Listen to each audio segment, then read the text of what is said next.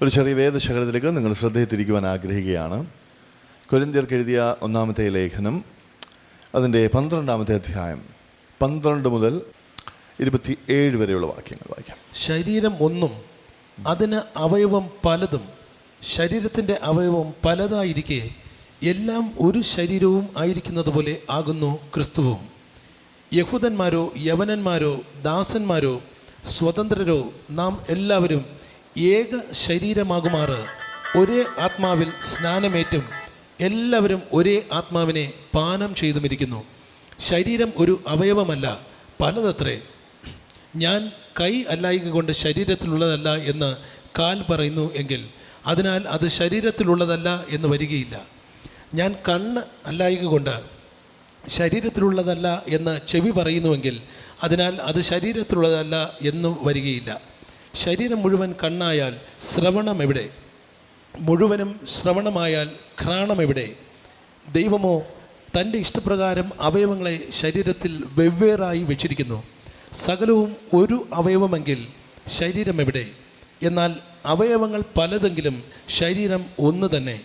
കണ്ണിന് കൈയോട് നിന്നെക്കൊണ്ട് എനിക്ക് ആവശ്യമില്ല എന്നും തലയ്ക്ക് കാലുകളോട് നിങ്ങളെക്കൊണ്ട് എനിക്ക് ആവശ്യമില്ല എന്നും പറഞ്ഞുകൂടാ. ശരീരത്തിൽ ബലം കുറഞ്ഞവ എന്ന് തോന്നുന്ന അവയവങ്ങൾ തന്നെ ആവശ്യമുള്ളവയാകുന്നു. ശരീരത്തിൽ മാനം കുറഞ്ഞവ എന്ന് തോന്നുന്നവയ്ക്ക് നാം അധികം മാനം അണിയിക്കുന്നു. നമ്മിൽ അഴക് കുറഞ്ഞവയ്ക്ക് അധികം അഴക് വരുത്തുന്നു. നമ്മിൽ അഴകുള്ള അവയവങ്ങൾക്ക് അത് ആവശ്യമില്ലല്ലോ. ശരീരത്തിൽ ഭിന്നത വരാതെ അവയവങ്ങൾ അന്യോന്യം ഒരുപോലെ കരുതേണ്ടതിനായി ദൈവം കുറവുള്ളതിന് അധികം മാനം കൊടുത്തുകൊണ്ട് ശരീരത്തെ കൂട്ടിച്ചേർത്തിരിക്കുന്നു. അതിനാൽ ഒരു അവയവം കഷ്ടം അനുഭവിക്കുന്നുവെങ്കിൽ അവയവങ്ങൾ ഒക്കെയും കൂടെ കഷ്ടം അനുഭവിക്കുന്നു. ഒരു അവയവത്തിന് മാനം വന്നാൽ അവയവങ്ങളൊക്കെയും കൂടെ സന്തോഷിക്കുന്നു. എന്നാൽ നിങ്ങൾ ക്രിസ്തുവിൻ്റെ ശരീരവും ഓരോരുത്തൻ വെവ്വേറായി അവയവങ്ങളുമാകുന്നു. ഹല്ലേലൂയ. ആകയാൽ നിങ്ങൾ ക്രിസ്തുവിൻ്റെ ശരീരവും ഓരോരുത്തൻ വെവ്വേറെയായി അവയവങ്ങളും ആകുന്നു. Praise Lord. ശ്രദ്ധിക്കുക ദൈവമക്കളെ, വിശുദ്ധ വേദപുസ്തകത്തിനകത്ത് ഹല്ലേലൂയ പുതിയ നിയമം പഴയ നിയമം എന്ന് പറഞ്ഞ് 2 ഭാഗങ്ങൾ നമുക്ക് ദർശിക്കുവാൻ കഴിയും. പുതു നിയമം വായിക്കുമ്പോൾ ക്രിസ്തയേശുവിനെ കുറിച്ച്, ക്രിസ്തയേശു ചെയ്തെടുത്ത ശുശ്രൂഷയെക്കുറിച്ചൊക്കെ വളരെ വ്യക്തമായ ഹല്ലേലൂയ ഒരു കാഴ്ചപ്പാട് നൽകപ്പെടുന്നതായും നമുക്ക് കാണുവാൻ ഇടയാകും. അപ്പോൾ ക്രിസ്തുവിൻ്റെ ഉപദേശം, ക്രിസ്തുവിൻ്റെ ശുശ്രൂഷ ഇതൊക്കെ പഠിക്കുവാൻ തക്കണം ഇടയാകുമ്പോൾ അവൻ ചെയ്തതെല്ലാം തൻ്റെ മണവാട്ടിയായ സഭയ്ക്ക് വേണ്ടിയാണെന്ന് ഹല്ലേലൂയ നമുക്ക് കാണുവാൻ കഴിയും. ഹല്ലേലൂയ പുതിയ നിയമത്തിലെ ഒരു മേജർ തീമാണ് the church of God, hallelujah സഭ എന്ന് പറയുന്നത്. അപ്പോൾ ഹല്ലേലൂയ പുതു നിയമത്തിൽ സഭ എന്ന കാര്യത്തെക്കുറിച്ച് ദൈവം ശ്രേഷ്ഠമേറിയ പല വെളിപ്പാടുകളും നൽകിയിരിക്കുമ്പോൾ നമ്മളൊക്കെ ശരിക്കും ഒന്ന് ചോദിച്ച് മനസ്സിലാക്കേണ്ട കാര്യമാണ്, ശരിക്കും എന്താണ് സഭ? കേട്ടോ, ഹല്ലേലൂയ. കാരണം എന്താ, ഇന്ന് പൊതു നിരത്തിൽ ഇറങ്ങിയാൽ പലരും പലതിനെക്കുറിച്ച് ഹല്ലേലൂയ സഭ എന്ന പേര് കൊടുത്ത് പലത് പറയാറുണ്ട്. കേട്ടോ, ഹല്ലേലൂയ. ചിലർ ഹല്ലേലൂയ ഇപ്പോൾ ഒരു കമ്പനിയുടെ ബോർഡ് മീറ്റിംഗ് നടക്കുമ്പോൾ ആ ബോർഡ് മീറ്റിങ്ങിനെ മലയാളത്തിൽ പറയുന്നത് എന്താണെന്ന് ആലോചനാ സഭയാണത്. കേട്ടോ, ഹല്ലേലൂയ. ഇങ്ങനെ പലതരത്തിൽ പോകും സഭകൾ. ഹല്ലേലൂയ. അപ്പോൾ ശരിക്കും ബൈബിൾ പറയുന്ന ഈ സഭ എന്താണ് എന്നതിനെക്കുറിച്ച് നമുക്കൊരു കാഴ്ചപ്പാട് ആവശ്യമാണ്. ഹല്ലേലൂയ. ഈ കാഴ്ചപ്പാട് ഹല്ലേലൂയ ആവശ്യമാണ് എന്ന് പറയുമ്പോൾ നമ്മൾ മനസ്സിലാക്കണം, ഓൾറെഡി പലർക്ക് ഇതിനെ സംബന്ധിച്ച് പല തരത്തിലുള്ള കാഴ്ചപ്പാടുകളുണ്ട്. കേട്ടോ, ചിലരുടെ അടുക്കൽ ചെന്ന് എന്താ സഭ എന്ന് ചോദിച്ചാൽ അവർ പറയും അതൊരു കെട്ടിടമാണ്, ഒരു പ്രത്യേക രൂപത്തിൽ പണിതിരിക്കുന്ന ഹല്ലേലൂയ ഇങ്ങനെ വളരെ ഹല്ലേലൂയ പൊക്കം കൂടിയ ടവറുകളുള്ള പ്രൈസ് ഗോഡ് മുകളിൽ ഒരു മണി കെട്ടി തൂക്കിയിരിക്കുന്ന ഒരു അതാണ് ചർച്ച് അല്ല പറയുവാൻ തകൊണ്ടും ഇടയാവും. വേറെ ചിലർ പറയും ഇതൊരു സ്ഥാപനമാണ്, ഈ സ്ഥാപനം മാനേജ് ചെയ്യുന്നത് റെവറൻറ്റ് അച്ഛന്മാരായിരിക്കും. ഹല്ലേലൂയ. ലോഹധാരികൾ മാനേജ് ചെയ്യുന്ന സ്ഥാപനത്തിൻ്റെ പേരാണ് സഭ, പറയുവാൻ തകൊണ്ടും ഇടയാവും. വേറെ ചിലരുണ്ട് കേട്ടോ, അവർ പറയും ക്രൈസ്തവ ചില സാമൂഹിക കാര്യങ്ങൾ അവർ നടത്തിക്കൊണ്ടിരിക്കും, അതിനാണ് സഭ എന്ന് പറയുന്നത്. But hallelujah, what is the church എന്ന് ചോദിക്കുവാനിടയായാൽ ദൈവത്തിൻ്റെ വചനത്തിൽ ഇതിന് ഒന്നാമത് ഒരു പേര് കൊടുത്തിട്ടുണ്ട്. ഗ്രീക്കിൽ ഒരു പദം ഉപയോഗിച്ചിരിക്കും, എക്ലീഷ്യ എന്ന് എഴുതിയിരിക്കുന്നത് കാണുവാനിടയാവും. എക്ലീഷ്യ എന്ന് പറഞ്ഞാൽ അർത്ഥം എന്താണ്? ഹല്ലേലൂയ, ഇത് വിളിക്കപ്പെട്ടവരുടെ ഒരു കൂട്ടമാണ്. ശബ്ദമുയർത്തി പറഞ്ഞു, വിളിക്കപ്പെട്ടവരുടെ ഒരു കൂട്ടമാണ്. ഒന്നുകൂടെ ശബ്ദമുയർത്തി. എന്താണ് എക്ലീഷ്യ? വിളിക്കപ്പെട്ടവരുടെ ഒരു കൂട്ടം. അപ്പോൾ സഭ എന്താണ് എന്നറിയണമെങ്കിൽ മൂലഭാഷയിൽ കൊടുത്തിരിക്കുന്ന ഈ പദം നമ്മളോട് പറയുകയാണ്, ഇത് വിളിക്കപ്പെട്ടവരുടെ ഒരു കൂട്ടമാണ്. അപ്പോൾ ഒരു വിളിക്കപ്പെട്ട കൂട്ടമെന്ന് പറയുമ്പോൾ നമ്മൾ മനസ്സിലാക്കേണ്ട കാര്യം എന്താ? ചിലതിൽ നിന്ന് അവരെ വിളിച്ച് ഇറക്കിയിരിക്കുന്നു, ചിലതിലേക്ക് അവരെ വിളിച്ച് ചേർത്തിരിക്കുന്നു. കാര്യം മനസ്സിലാകുന്നവർ എത്ര പേരുണ്ട്? ഹല്ലേലൂയ. എന്തിൽ നിന്നൊക്കെയോ വിളിച്ച് പുറത്തെടുത്തിരിക്കുകയാണ്. എന്തിൽ നിന്നാണ് വിളിച്ച് വേർതിരിക്കുന്ന? പാപത്തിനു മധ്യേ നിന്ന്, ലോകത്തിന് മധ്യേ നിന്ന്.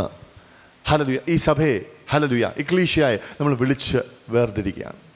ഹല്ലേലൂയ. എന്തിലേക്കാണ്?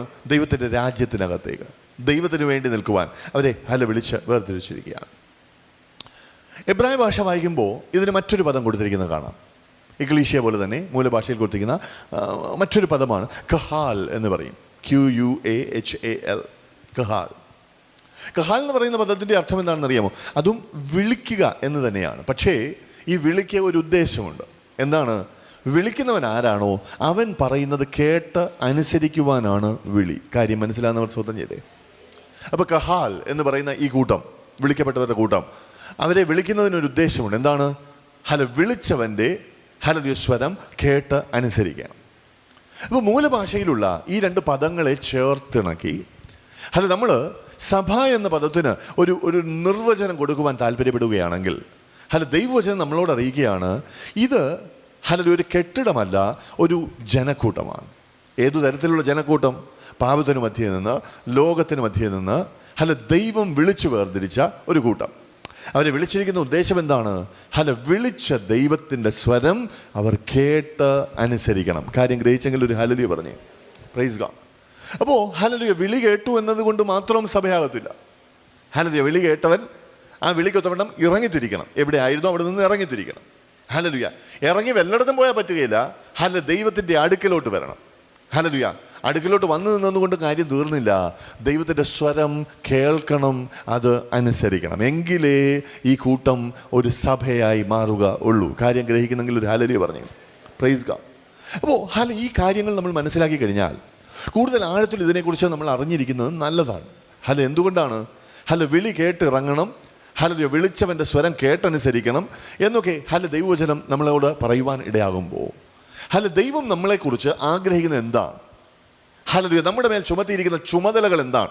ഇത് നമ്മൾ ഗ്രഹിക്കുക എന്ന് പറയുന്ന അനിവാര്യ കാര്യമാണ് കേട്ടോ. എങ്കിലേ സഭയുടെ മേൽ കർത്താവ് പകരുന്ന അനുഗ്രഹം, സംരക്ഷണ, കരുതൽ, ഇതൊക്കെ നമുക്ക് കൈവശാവകാശമായി കിട്ടുകയുള്ളൂ. ഇത് നമ്മൾ ഗ്രഹിക്കുവാനിടയാണ്. Praise God.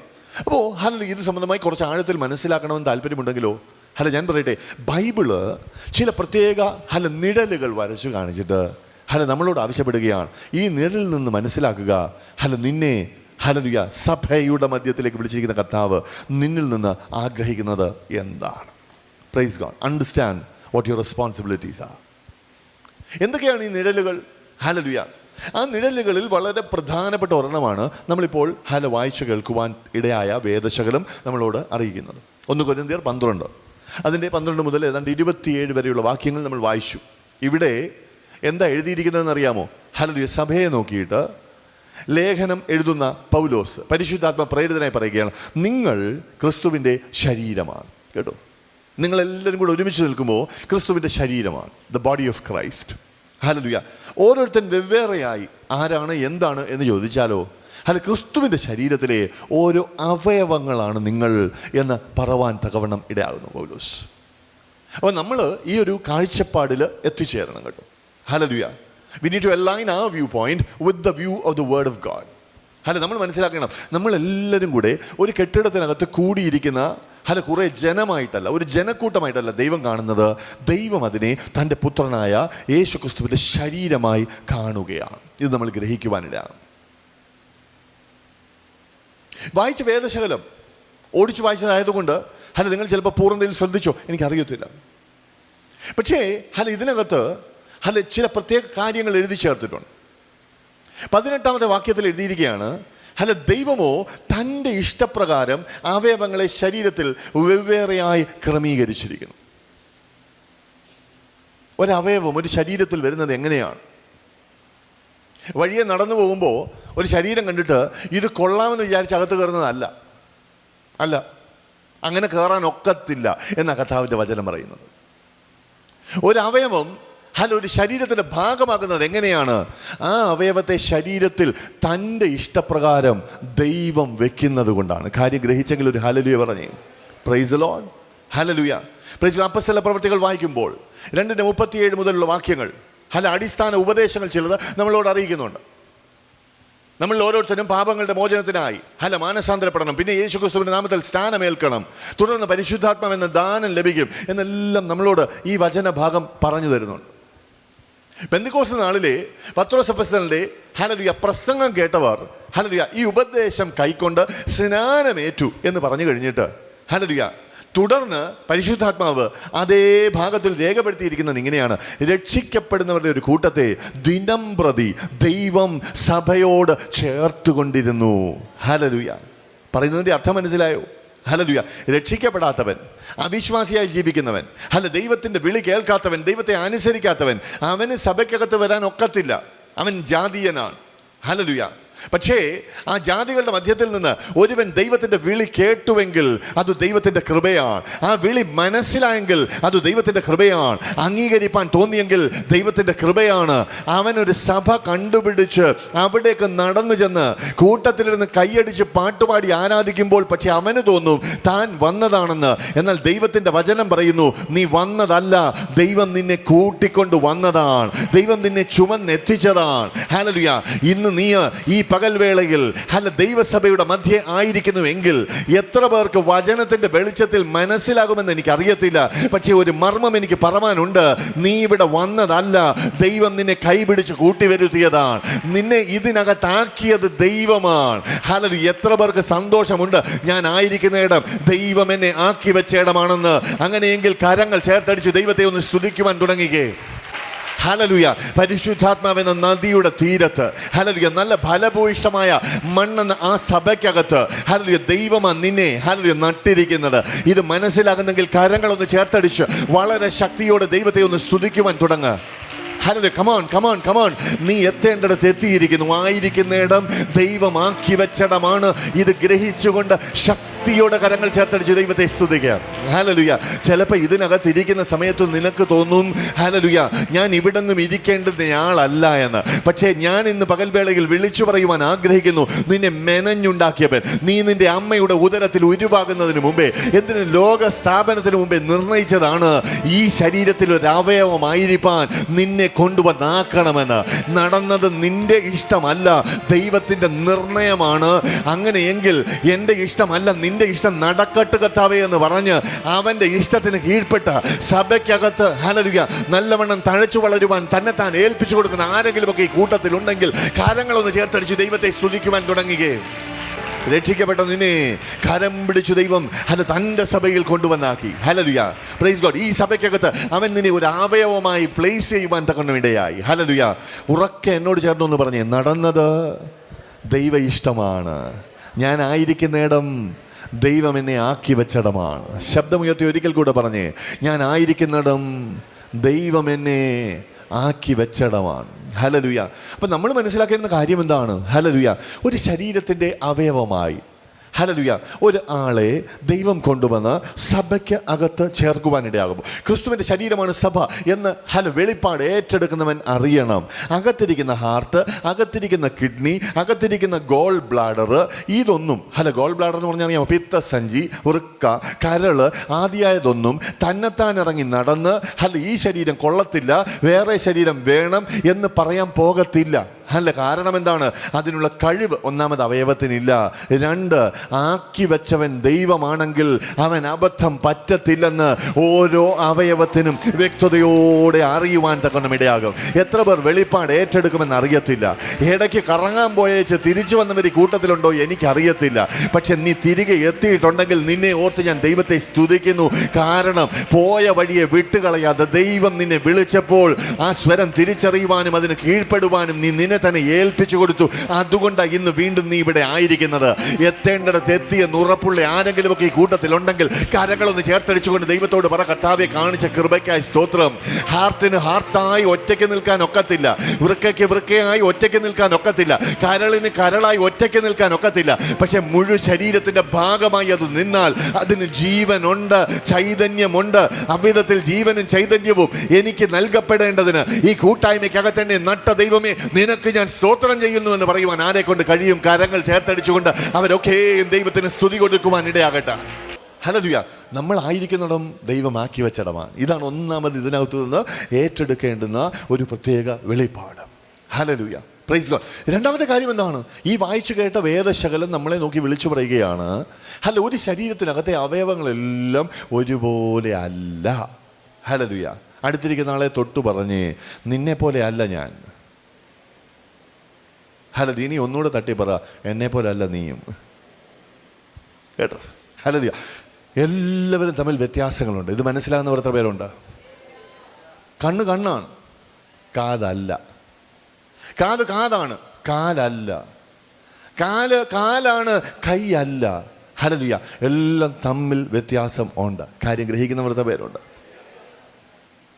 ഇതിൻ്റെ ഹല്ലേലൂയ കാര്യമെന്ന് മനസ്സിലാക്കേണ്ടതിന് ഞാൻ ഇങ്ങനെ പറയട്ടെ, ക്രിസ്തുവിൻ്റെ ശരീരം എന്ന് പറയുന്ന സഭ, ഇതിന് ഒരു പഴയ നിയമ നിഴലാണ് നോഹയുടെ പെട്ടകം. ഈ നോഹയുടെ പെട്ടകത്തെ ഹല്ലേലൂയ ഭാവന കാണുവാൻ കഴിവുള്ളവർ ഒരു ഹല്ലേലൂയ പറഞ്ഞേ. Praise God. ഒരു ഭയങ്കര പെട്ടിയാണിത് കേട്ടോ. ബോട്ടിൻ്റെ ഷേപ്പിൽ പല പടങ്ങളും നിങ്ങൾ കണ്ടിട്ടുണ്ടായിരിക്കും. പക്ഷേ യാഥാർത്ഥ്യം അങ്ങനെയല്ല. നമ്മൾ പഠിക്കുവാൻ തുടങ്ങിക്കഴിഞ്ഞാൽ ഇതൊരു ഒരു ഓൾമോസ്റ്റ് റെക്ടാങ്കുലർ പെട്ടിയാണ്. ഷിപ്പ് ബിൽഡിങ്ങിൽ ഹല്ലേലൂയ നൈപുണ്യമുള്ള ചിലരോട് ചോദിച്ചാൽ അവർ പറയും, അതിൻ്റെ അളവുകൾ നോക്കിയാൽ എത്ര ഭയങ്കര കൊടുങ്കാറ്റടിച്ചാലും എത്ര ഭയങ്കര തിരമാല ആഞ്ഞടിച്ചാലും ഇത് ഒരു വിധത്തിലും മറിയാൻ പറ്റാത്തവണ്ണമാണ് കൺസ്ട്രക്ട് ചെയ്തിരിക്കുന്നത് കേട്ടോ.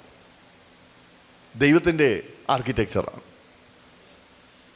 ഇതിൻ്റെ വാതിൽ തുറന്നപ്പോൾ ഈരണ്ട് വീതം കേട്ടോ, ഹല്ലേലൂയ, ആണും പെണ്ണുമായി സകല ചരാചരവും ഇതിനകത്തേക്ക് വന്നു കയറി. അങ്ങനെയാണ് ഇവ പ്രളയത്തിൽ നിന്ന് രക്ഷ പ്രാപിക്കുവാൻ ഇടയായത്. പ്രളയത്തിൻ്റെ പ്രത്യേകത എന്താ? അത് ന്യായവിധിയുടെ നിഴലാണ്. അപ്പം ന്യായവിധിയിൽ നിന്ന് രക്ഷിക്കുന്ന ഈ പെട്ടകം യേശുക്രിസ്തുവിൻ്റെ ശരീരത്തിൻ്റെ നിഴലാണ്. കാര്യം മനസ്സിലാകുന്നവർ എത്ര പേരുണ്ട്?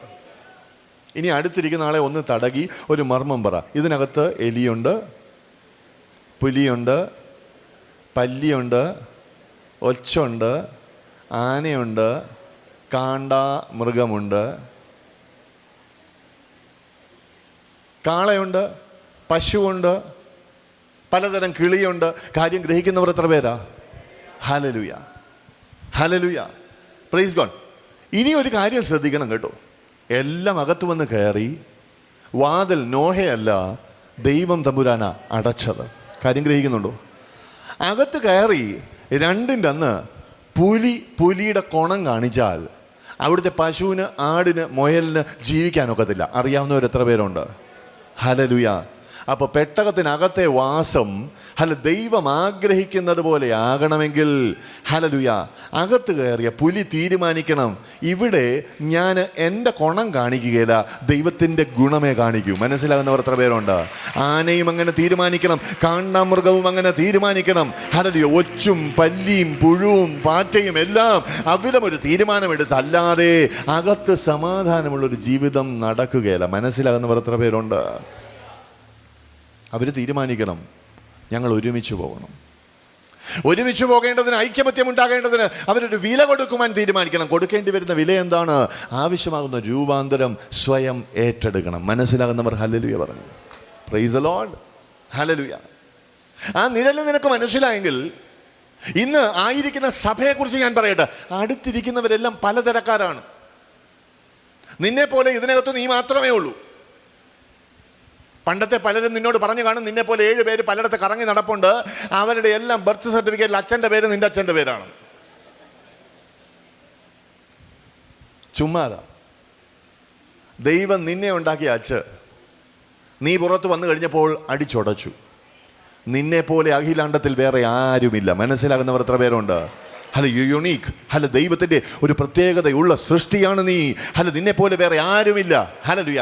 എന്നാൽ 100 പേര്, 500 പേര്, 1000 പേര് കൂടുന്ന ഒരു സഭായോഗത്തിൽ ഒരു കസേരയിൽ ഇരിപ്പാൻ ദൈവം നിന്നെയും വിളിച്ചു കൊണ്ടുവന്നിട്ടുണ്ട് എങ്കിൽ ഹല്ലേലൂയ ആ സഭയ്ക്കകത്ത് ഒരു അവയവമായിരിക്കാൻ ദൈവം നിന്നെ ആക്കി വെച്ചിട്ടുണ്ട് എങ്കിൽ നീ മനസ്സിലാക്കണം, ഈ വ്യത്യസ്തരായിരിക്കുന്നവരുടെ മധ്യേ ഒരു ഐക്യമത്യം കൊണ്ടുവരുവാനുള്ള വിളി നിനക്ക് കൂടി ഉണ്ട്.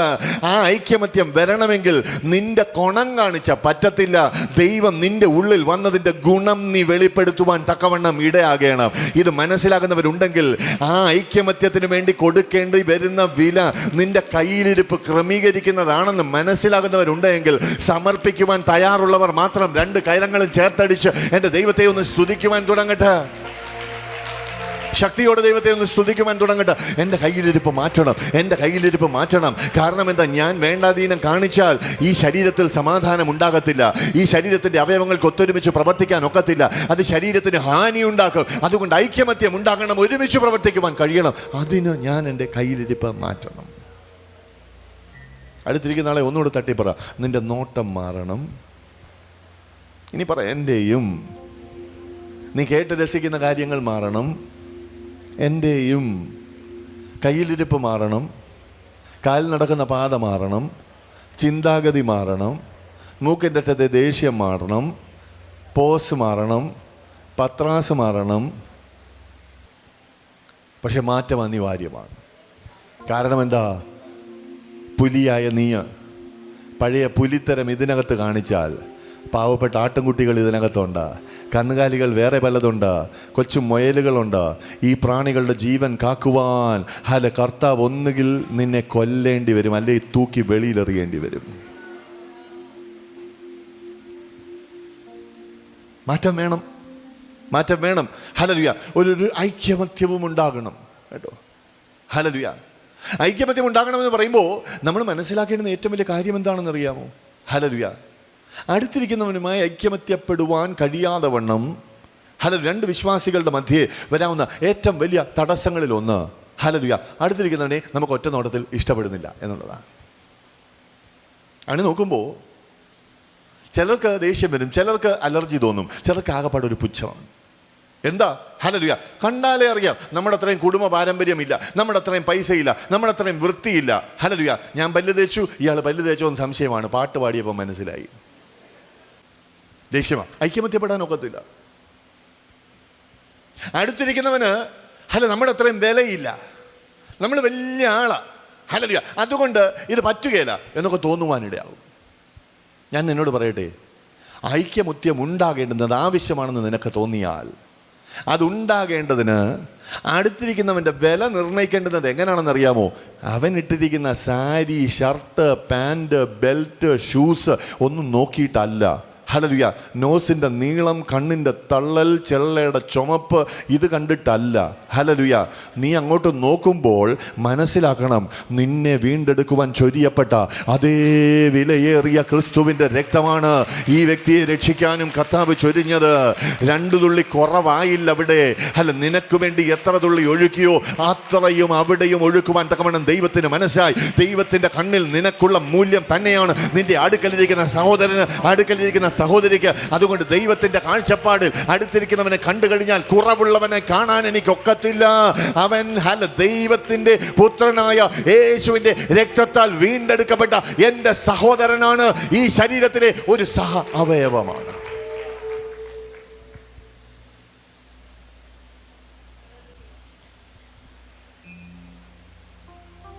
പ്രവൃത്തികളുടെ പുസ്തകം നമുക്ക് വായിക്കുമ്പോൾ കേട്ടോ, പ്രവൃത്തികളുടെ പുസ്തകം നമുക്ക് വായിക്കുമ്പോൾ അതിനകത്ത് എഴുതിയിട്ടുണ്ട് ദാവീദ് ഒരു പ്രവാചകനായിരുന്നുവെന്ന്. വായിച്ചിട്ടുള്ളവർ എത്ര പേരുണ്ട്? ദാവീദ് ഒരു പ്രവാചകനായിരുന്നു. ദാവീദ് രാജാവാണെന്ന് ശമൂവേലിൻ്റെ പുസ്തകത്തിൽ നിന്ന് നമുക്ക് മനസ്സിലാവും. ഇടയനായിരുന്ന കാലം, പിന്നെ രാജാവായ കാലം, ഒരു സൈനികനായി വർത്തിച്ച കാലം, ഇതൊക്കെ ഹല്ലേലൂയ ശമൂവേലിൽ നിന്ന് നമുക്ക് മനസ്സിലാവും. പ്രവൃത്തികൾ പറയുകയാണ് അവനൊരു പ്രവാചകനുമായിരുന്നു. എത്ര ഭയങ്കര പ്രവചനങ്ങൾ അവൻ പ്രവചിച്ചിട്ടുണ്ട്. തൻ്റെ കാലത്തിരുന്നു കൊണ്ട് വരുവാനിരിക്കുന്ന, നൂറ്റാണ്ടുകൾക്കപ്പുറം നടക്കാനിരിക്കുന്ന മെശിഹയുടെ വരവ്, ക്രൂശീകരണം എല്ലാം അവൻ പ്രവചിച്ചിട്ടുണ്ട്. അത്ര ശക്തമായ പ്രവാചകനായിരുന്നു ഹല്ലേലൂയ ദാവീദ്. പക്ഷെ നിങ്ങൾക്കറിയാമോ, അവൻ്റെ ജീവിതത്തിൽ ഒരു ഒരു ഒരു പാപപ്രവൃത്തി വെളിപ്പെട്ടപ്പോൾ ദൈവം ഹല്ലേലൂയ ആ പ്രവാചകനായിരിക്കുന്ന ദാവീദിനോട് നേരിട്ടല്ല ഇടപെട്ടത്. കൊട്ടാരത്തിൽ താമസിക്കുന്ന ദാവീദിനോട് പ്രവചിപ്പാൻ തക്കവണ്ണം ദൂരെ എവിടെയോ ഒരു ചെറ്റപ്പുരയിൽ പാർക്കുന്ന നാഥാനെ ഹല്ലേലൂയ പ്രവചനാത്മാവിനാൽ നിറച്ച് വെളിപ്പാട് നൽകി അയക്കുകയാണ് ചെയ്തത്. കാര്യം ഗ്രഹിക്കുന്നെങ്കിൽ സ്തോത്രം ചെയ്തേ. എന്തിനാ ഇങ്ങനെ ചെയ്തത്? നമുക്ക് വേണമെങ്കിൽ വ്യാഖ്യാനിക്കാം. ദാവീദ് കേൾക്കാൻ കൂട്ടാക്കാഞ്ഞതുകൊണ്ടാണ്. ദാവീദ് സ്വയപരിശോധന ചെയ്യാത്തത് കൊണ്ട് ആകാം. പക്ഷേ ദൂരത്ത് കിടന്ന ഈ നാഥാൻ എന്ന പ്രവാചകനെ എന്തിനാ പ്രവചനാത്മാവിനാൽ നിറച്ച്, വെളിപ്പാടിനാൽ അല്ല നിറച്ച് ഇങ്ങോട്ട് അയച്ചത് എന്ന് ചോദിച്ചാൽ ഒറ്റ കാര്യമേ ഉള്ളൂ. അവൻ കൊട്ടാരത്തിൽ പാർക്കുന്നില്ലെങ്കിലും ഹല്ലേലൂയ, കൊട്ടാരത്തിൽ പാർക്കുന്ന ദാവീദിനോടൊപ്പം സമമായ മാനം ഹല്ലേലൂയ ദൈവം അവന് നൽകുകയാണ്. നിനക്കെന്താ പ്രവചിക്കാൻ പറ്റാത്തത്? ഞാൻ പറയും, ചിലപ്പോൾ പ്രവചനവും കൂടെ ആയാ തിരുവനന്തപുരംകാർ പറയുന്ന പോലെ നിന്റെ മുട ബാക്കിയുള്ളവർക്ക് താങ്ങാൻ ഒക്കുകയില്ല. ഇനി മറ്റൊരു കാര്യം പറയട്ടെ, ഹല്ലേലൂയ, എന്താ നീ ഇപ്പൊ പ്രവചിക്കുന്നത് എന്നറിയാമോ? നീ മുട ആകാതിരിക്കാൻ പറയുകയാണ് എന്ന് പറഞ്ഞാൽ അഹങ്കാരം കാണിക്കാതിരിക്കാൻ പറയുകയാണ്. ഹല്ലേലൂയ, അവയവങ്ങളുടെ കൂട്ടത്തിൽ നിന്നെ കുറവുള്ളവനായി കണ്ടതുകൊണ്ടാണ് അധികം മാനത്തിനുള്ള വക ദൈവം നിനക്ക് നൽകി തരുന്നത്. ഹല്ലേലൂയ, അതുകൊണ്ട് അവിടെ ആയാലും ഇവിടെ ആയാലും കൃപാദാനമാണിത് എന്ന് മനസ്സിലാക്കി ദൈവത്തിൻ്റെ ബലമുള്ള കൈക്കീഴ് നീ താണിരിക്കുമെങ്കിൽ ഹല്ലേലൂയ, തക്ക കാലമാകുമ്പോൾ അവൻ നിന്നെ ഉയർത്തും. അവൻ ഉയർത്തുന്നത് വരെ തന്നെത്താൻ ഉയർത്തുവാൻ നീ ബന്ധപ്പെടരുത്. ഉള്ളുകൊണ്ട് നീ ഇതറിയണം കേട്ടോ, ഉള്ളുകൊണ്ട് നീ ഇതറിയണം. നിനക്കൊരു വരമുണ്ടെങ്കിൽ കൂടുതൽ അഹങ്കരിക്കാൻ പോകരുത്, അത്രയും കൂടെ താഴണം. നിനക്കൊരു വരമില്ലെങ്കിൽ നിനക്ക് കോംപ്ലക്സ് അടിക്കരുത്. നീ മനസ്സിലാക്കണം, ഹല്ലേലൂയ, വരമുള്ള പലരേക്കാൾ ഏറിയ സവിശേഷതകൾ ദൈവം നിന്റെ ഉള്ളിൽ വെച്ചിട്ടുണ്ട്. നിനക്കൊരു വരമില്ലെങ്കിൽ നിനക്ക് കോംപ്ലക്സ് അടിക്കരുത്. നീ മനസ്സിലാക്കണം, ഹല്ലേലൂയ, വരമുള്ള പലരേക്കാൾ ഏറിയ സവിശേഷതകൾ ദൈവം നിന്റെ ഉള്ളിൽ വെച്ചിട്ടുണ്ട്. നീ ആരെയും കുറവായി കാണാനോ കൂടുതലായി കാണാനോ പോകരുത്. എല്ലാവർക്കും ഒരുപോലൊരു മൂല്യം നൽകി കൊടുക്കണം. അപ്പോഴായിരിക്കും ചിലർ പറയുന്നത്, അങ്ങനെ പറഞ്ഞാൽ എങ്ങനെ പാസ്റ്റർ, ഞാൻ ഹാർട്ടാണ്, അത് വെറും കിഡ്നി.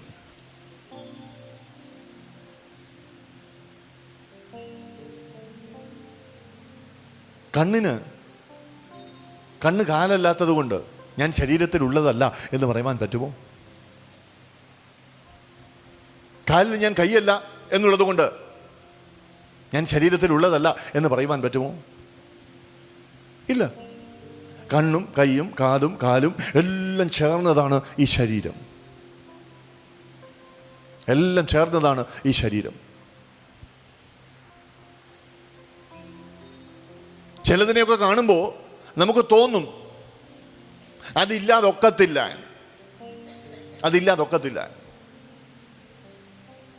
വേറെ ചിലതിനെ കാണുമ്പോൾ തോന്നും അതില്ലേലും കുഴപ്പമില്ല.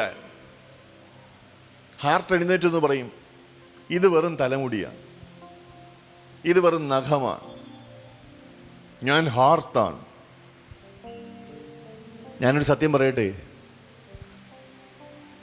വെറും തലമുടിയെന്ന് നീ പറയുന്നുവെങ്കിൽ മുടിയില്ലാത്ത എന്നെ പോലുള്ളവരോട് ചോദിക്കണം അതിൻ്റെ വില അറിയാൻ. വെറും നഖമാണെന്ന് തോന്നുന്നുവെങ്കിൽ നിന്നെ തന്നെയോ അടുത്തിരിക്കുന്നവനെയോ ഞാൻ പറയട്ടെ, ചില കേസുകളൊക്കെ നഖമുണ്ടേലേ പറ്റത്തുള്ളൂ. മനസ്സിലാകുന്നവർ എത്ര പേരുണ്ട്? നിനക്ക് മാത്രം ചെയ്യാനൊക്കുന്ന ചിലത് ശരീരത്തിനകത്തുണ്ട്. നീ വലിപ്പമേറിയതാകാം, മാനമേറിയതാകാം, വരങ്ങൾ ഒത്തിരി നിനക്ക് പ്രാപ്തിയുള്ളതാകാം. പക്ഷേ ഞാൻ പറയട്ടെ, ഇതൊന്നുമില്ലാത്ത വെറും നഖമാ നീ, വെറും മുടിയാ നീ എന്ന് പലരും നിന്നെ നോക്കി പറഞ്ഞാലും ശരി, ദൈവത്തിൻ്റെ കണ്ണിൽ നിന്നെ കൊണ്ടൊരു പ്രയോജനമുണ്ട്. ആ പ്രയോജനം നിവർത്തിയാകണമെങ്കിൽ നീ അല്ലാതെ നിനക്ക് പകരം വെക്കാൻ വേറെ ആരുമില്ല. ഗ്രഹിക്കുന്നവർ ഈ കൂട്ടത്തിലുണ്ടെങ്കിൽ കരങ്ങളൊന്ന് ചേർത്തടിച്ച് അവയവങ്ങളുടെ മധ്യേ നിന്നെ ആക്കി വെച്ച കർത്താവിനൊരു സ്തോത്രം പറഞ്ഞേ. ആയിരിക്കും വിധം നിന്നെ മെനഞ്ഞെടുത്ത കർത്താവിനൊരു സ്തോത്രം പറഞ്ഞേ. ശക്തിയോടെ ദൈവത്തെ ഒന്ന് സ്തുതിച്ചേ. എല്ലാവർക്കും പ്രയോജനമുണ്ട്, എല്ലാവർക്കും മൂല്യമുണ്ട്. എല്ലാം കൂടെ ഒത്തുപിടിച്ചാൽ മുഴു ശരീരവും നല്ല ആരോഗ്യത്തോടെ മുന്നോട്ട് പോകും, അല്ലേ? ഏതെങ്കിലും ഒരെണ്ണം പണി മുടക്കിയാൽ, ഏതെങ്കിലും ഒരെണ്ണത്തിന് വേദനിച്ചാൽ, കർത്താവിൻ്റെ വചനം പറയുകയാണ് മുഴു ശരീരത്തിനും, എൻ്റെ ഭാഷ പറയട്ടെ, അത് പണിയാണ്. മനസ്സിലാകുന്നവർ സ്തോത്രം ചെയ്തേ. ഹല്ലേലൂയ. അപ്പോൾ എന്തു ചെയ്യണം? ഹാർട്ടിൻ്റെ കാര്യം മാത്രം നോക്കാതെ കണ്ണിൻ്റെയും കാതിൻ്റെയും കൈയുടെയും കാര്യം കൂടെ നോക്കി എല്ലാവരും ആരോഗ്യത്തോടെ ആയിരിക്കേണ്ടതിന് ബന്ധപ്പെട്ടാൽ ഒരു ശരീരമെന്നോണം അനുഗ്രഹിക്കപ്പെട്ട നിലയിൽ നമുക്ക് മുന്നോട്ട് പോകുവാൻ പറ്റും കേട്ടോ. ഹല്ലേലൂയ. കണ്ണ് തറയിൽ കിടക്കുന്നൊരു മുള്ള് കണ്ടിട്ട് കാലല്ലേ ചവിട്ടുന്നത്, കേറട്ടവൻ്റെ മണ്ടയിൽ എന്ന് വിചാരിച്ചാൽ ഞാൻ പറയട്ടെ, കാലെ കുത്തിക്കേറുന്ന മുറിവ് കണ്ണിനും തലയ്ക്കും വരെ വേദനയ്ക്ക് കാരണമാകുവാൻ സാധ്യതയുണ്ട്. അതുകൊണ്ട് നിന്റെ സഹോദരനെ കവർ ചെയ്ത് പിടിക്കുവാൻ ആവശ്യമുള്ളതെല്ലാം നീ ചെയ്തോളണം. ഹല്ലേലൂയ. പ്രവർത്തിയാൽ സഹായിക്കാമോ താങ്ങാമോ നീ അത് ചെയ്യണം. വാക്കിനാൽ ഉപദേശിക്കാമോ നീ അത് ചെയ്യണം. അതൊന്നും നിനക്ക് കഴിവില്ല എങ്കിൽ നിന്നെ കൊണ്ട് നടക്കുന്ന ഒരു കാര്യം ഞാൻ പറയട്ടെ, കണ്ണുനീരൊഴുക്കി ദൈവം മുമ്പാകെ ഇരുന്ന് നിന്റെ കൂട്ടു സഹോദരന് വേണ്ടി കൂട്ടു സഹോദരിക്ക് വേണ്ടി പ്രാർത്ഥിക്കണം. നിന്റെ പ്രാർത്ഥന കൊണ്ട് അടുത്തിരിക്കുന്ന ആളെ താങ്ങുവാൻ പറ്റും. അത് നിന്റെയും കൂടെ ആവശ്യമാണെന്ന് നീ ഓർത്തോണം.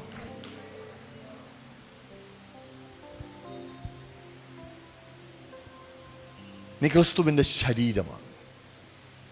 ക്രിസ്തുവിൻ്റെ ശരീരമാണ്. നീ ഓരോരുത്തൻ വെവ്വേറെയായി അതിനകത്തെ പല അവയവങ്ങളാണ്. കർത്താവിൻ്റെ വചനം പറയുക.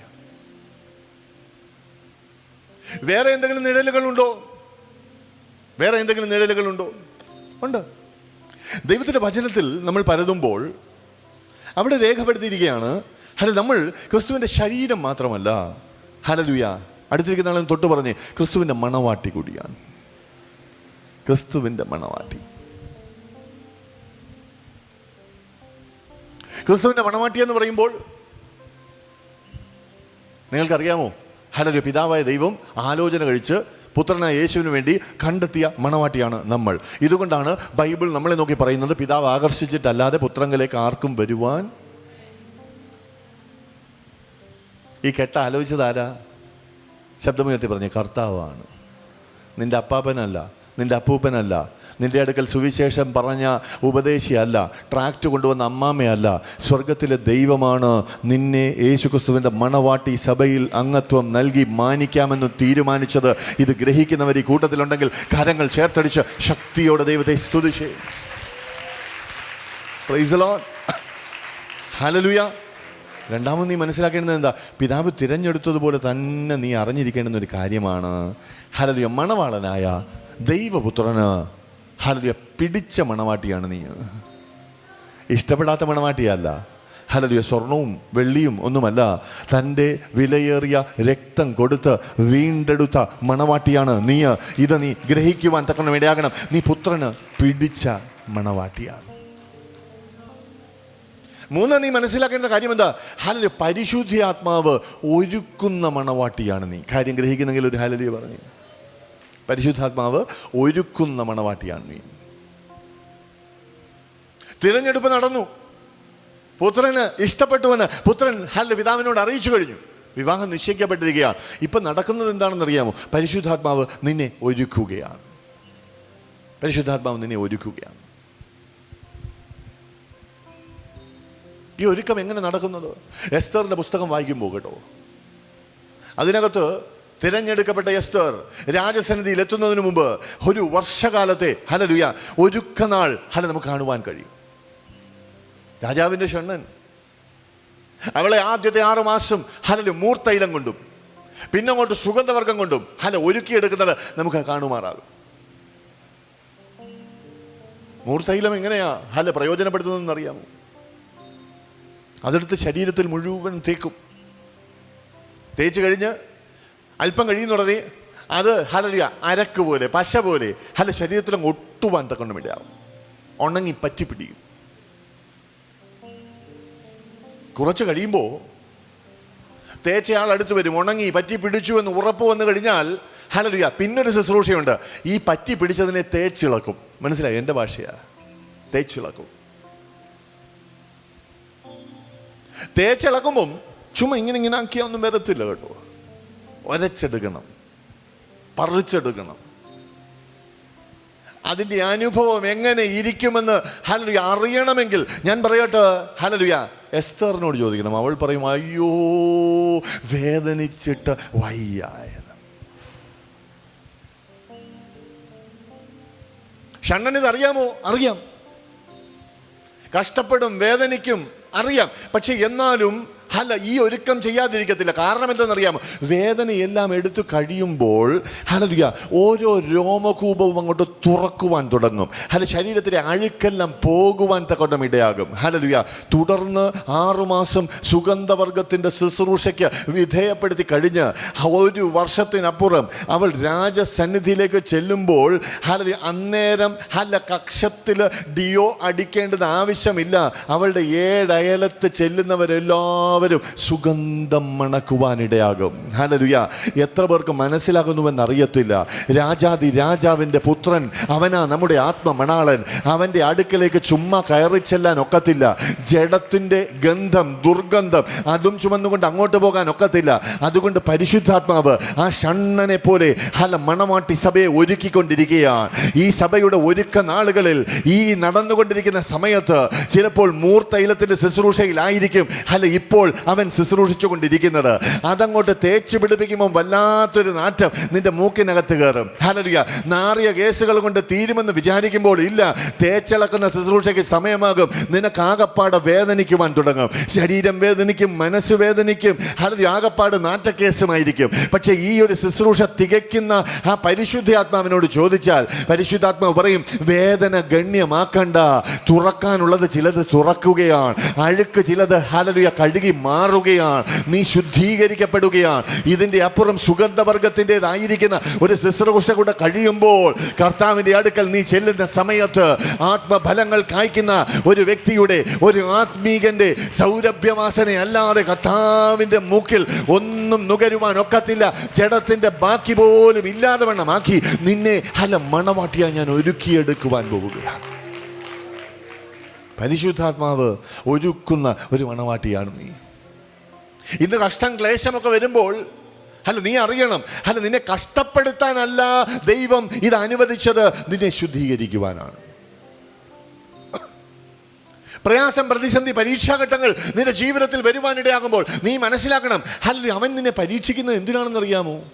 പരീക്ഷയ്ക്ക് മുമ്പ് നീ വിചാരിച്ചു നീ ഭയങ്കര വിശ്വാസിയാണെന്ന്. പരീക്ഷ വന്നപ്പോഴാണ് നിനക്ക് വെളിപ്പെട്ടത് ഹല്ലേലൂയ ഇത്രയേ ഉള്ളൂ നിന്റെ വിശ്വാസമെന്ന്.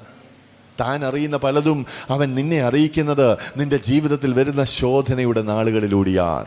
അതുകൊണ്ട് തന്നെ ഞാൻ നിന്നോട് വിളിച്ചു പറയട്ടെ, ശോധന നടക്കുമ്പോൾ, ശുദ്ധീകരണ കാലത്തിൽ നീ ആയിരിക്കുമ്പോൾ വേദനിച്ചാലും നിലവിളിക്കരുത്.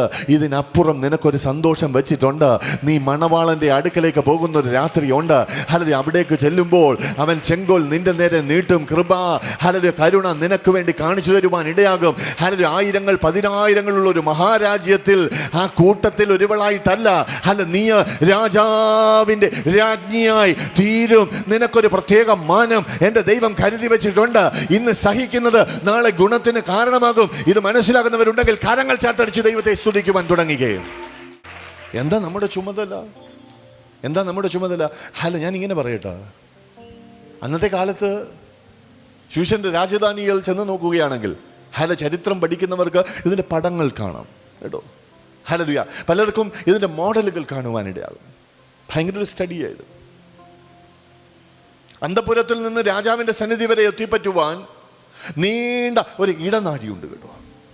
പല തൂണുകളുള്ള ഒരിടനാഴി.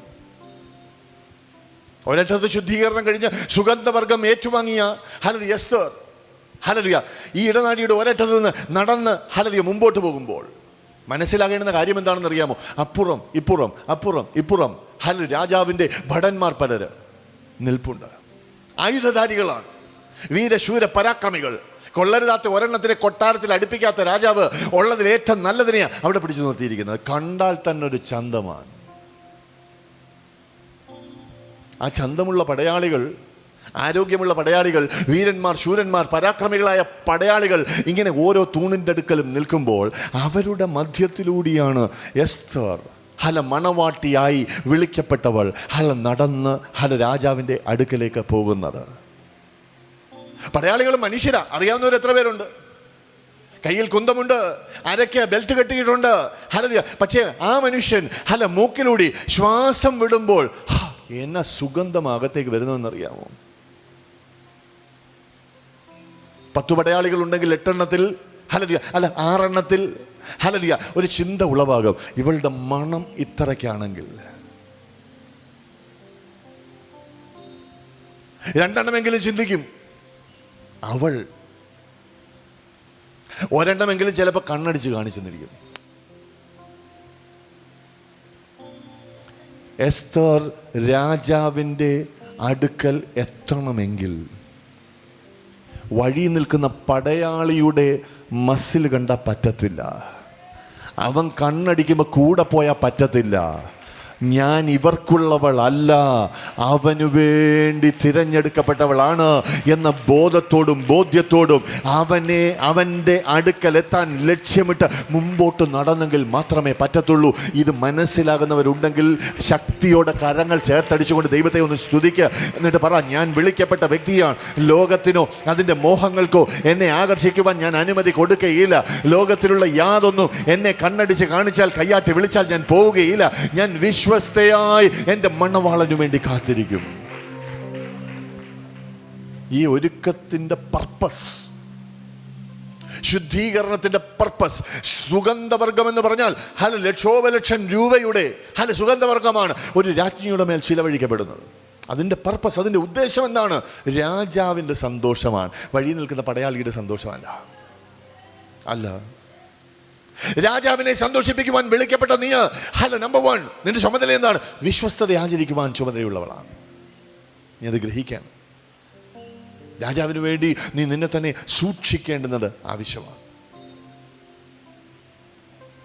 ആത്മമണാളനുമായിട്ടുള്ള ഈ വിവാഹം നടക്കണം. അതിനുവേണ്ടി നിന്നെ തന്നെ ഒരുക്കേണ്ടുന്നതാണ്. അടുക്കൽ ചെല്ലുമ്പോഴോ രാജാവ് ഒരു ചോദ്യം ചോദിച്ചെന്നിരിക്കട്ടെ.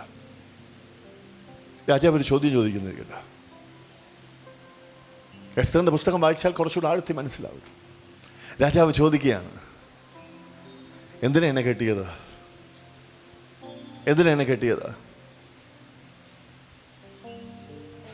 എസ്തർ ഇപ്പോൾ ഉത്തരം പറയുകയാണ്, അങ്ങ് രാജാവല്ലേ. സത്യം പറഞ്ഞാൽ രാജാവിന് ഇഷ്ടപ്പെടുകയില്ല. കാരണം അവളുടെ ഉദ്ദേശം രാജ്ഞിയാകാനാണ്. എന്നാൽ ശരിക്കും മുമ്പിൽ വന്നു നിൽക്കുന്ന എസ്തറിനോട് രാജാവ് ചോദിച്ചു, നിനക്ക് എന്തു വേണമെന്ന്? രാജ്യത്തിൻ്റെ പകുതി വേണോ ചോദിക്കുവാനിടയായി. ലോകം കണ്ട ഏറ്റവും ബുദ്ധിമതിയായ സ്ത്രീ എന്ന് വേണമെങ്കിൽ ഞാൻ എസ്തറിനെ പറയും. കാരണം എന്ത്? രാജാവ് അവളോട് രാജ്യത്തിൻ്റെ പകുതി വേണമെന്ന് ചോദിക്കുമ്പോൾ അവൾ തിരിഞ്ഞ് രാജാവിനോട് പറഞ്ഞു, എനിക്കത് വേണ്ട, അങ്ങ് വന്നാൽ മതി എന്ന്. അവൾക്കറിയാം, രാജാവ് വന്നാൽ രാജ്യത്തിൻ്റെ പകുതിയല്ല, രാജ്യം മുഴുവൻ അവനുള്ളതാണ്. മനസ്സിലാകുന്നവർ ഈ കൂട്ടത്തിലുണ്ടെങ്കിൽ ശക്തിയോടെ കരങ്ങൾ ചേർത്തടിച്ച് ദൈവത്തെ സ്തുതിച്ച് പറഞ്ഞു വരുന്നതിൻ്റെ താല്പര്യം, മണവാളനെ കാത്തിരിക്കേണ്ടുന്നത്. മണവാളൻ വരുമ്പോൾ ആഭരണം കിട്ടും, സ്ഥാനം കിട്ടും, മാന്യത കിട്ടും. അതുകൊണ്ടല്ല, എനിക്കെൻ്റെ മണവാളനോട് സ്നേഹമാണ്, എനിക്ക് അവനെ വേണം എന്നുള്ളത് കൊണ്ടായിരിക്കണം. You have to wait for him with love in your heart.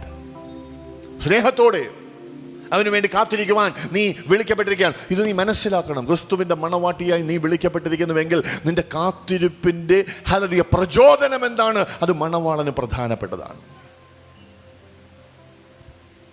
നീ വന്നാൽ മതി. വിശുദ്ധന്മാരുടെ മുമ്പിൽ വെച്ച് ഞാൻ നിന്നെ മാനിക്കണോ? മാനിച്ച സ്തോത്രം, ഇല്ലേലും നീ വന്നാൽ മതി. പവർ കട്ടില്ലാത്തടത്ത് ഞാൻ നിന്നെ കൊണ്ടുപോകാം, പാർക്കാനൊരു നല്ലിടം ഞാൻ പണിയുന്നുണ്ട്. ഉണ്ടെങ്കിൽ സ്തോത്രം, ഇല്ലേലും നീ വന്നാൽ മതി. ഞാൻ നിനക്കായി കാത്തിരിക്കുന്നു. ഇതാ കർത്താവ് നോക്കുന്നത് കേട്ടോ. നീ കർത്താവിൻ്റെ മണവാട്ടിയാണ്.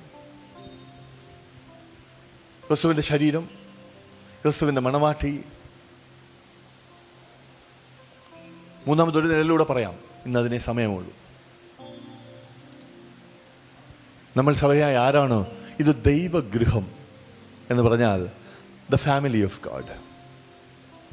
ദൈവത്തിൻ്റെ കുടുംബമാണ് നമ്മൾ. ദൈവത്തിൻ്റെ കുടുംബം എന്ന് പറഞ്ഞാൽ എങ്ങനെ ഇരിക്കും? ഒരു കുടുംബം, ഫാമിലി. അതിനകത്ത് അച്ഛൻ, അമ്മ, 1-2 മക്കൾ, ചിലപ്പോൾ ഒരു അമ്മച്ചി, ഒരു അപ്പച്ചൻ. ഫാമിലി എന്ന് പറഞ്ഞാൽ അർത്ഥം എന്താ?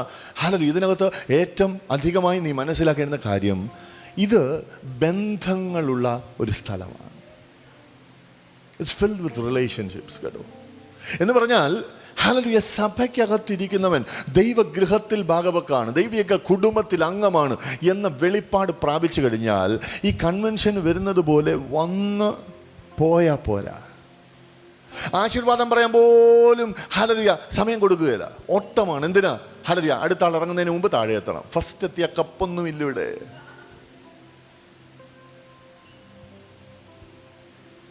കാർ ആദ്യം ഇറക്കണം, ആദ്യം വീട്ടിൽ പോകണം. ഇല്ല, സഭ ബന്ധങ്ങൾ ഉണ്ടാകുന്നൊരു സ്ഥലമാണ്. ആരുമായിട്ട് ബന്ധം? പിതാവുമായിട്ടൊരു ബന്ധം, കൂട്ടു സഹോദരങ്ങളുമായിട്ടൊരു ബന്ധം. ഇത് അത്യാവശ്യമാണ്. This A place of relationships, ബന്ധങ്ങളുടെ ഒരു സ്ഥലമാണ്. അങ്ങനൊരു ബന്ധം അത് സ്ഥാപിച്ചെടുക്കുവാൻ, സുദൃഢമാക്കാൻ, വളമിട്ട് വർദ്ധിപ്പിക്കുവാൻ നീ ശ്രമിക്കുന്നില്ല എങ്കിൽ, സത്യം പറഞ്ഞാൽ സഭയിൽ നിന്നെ ആക്കി വെച്ച ദൈവം നിന്റെ തോളത്ത് വെച്ചിരിക്കുന്ന ചുമതല നീ മനസ്സിലാക്കിയിട്ട് പോലുമില്ല. ഇത് നീ ഗ്രഹിക്കണം. ഈ ബന്ധം എന്ന് പറയുന്നത്, നീ ഇൻഷുറൻസ് ഏജൻ്റാണ്, 10 പേരുമായി ബന്ധം സ്ഥാപിച്ച് നിന്റെ ഇൻഷുറൻസ് വിൽക്കാനുള്ള ബന്ധം, അതല്ല. അങ്ങനത്തെ ബന്ധമല്ല.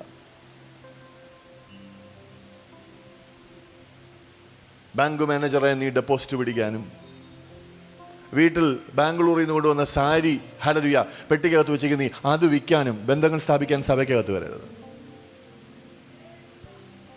ഇങ്ങനത്തെ കാര്യമൊക്കെ പണ്ട് നടത്തിക്കൊണ്ടിരുന്നവന്മാരുടെ മേശയൊക്കെ കർത്താവ് ചവിട്ടി പൊട്ടിച്ചിട്ട് അവന്മാരുടെ നട്ടൽ നോക്കി നല്ല കൊടുത്തു.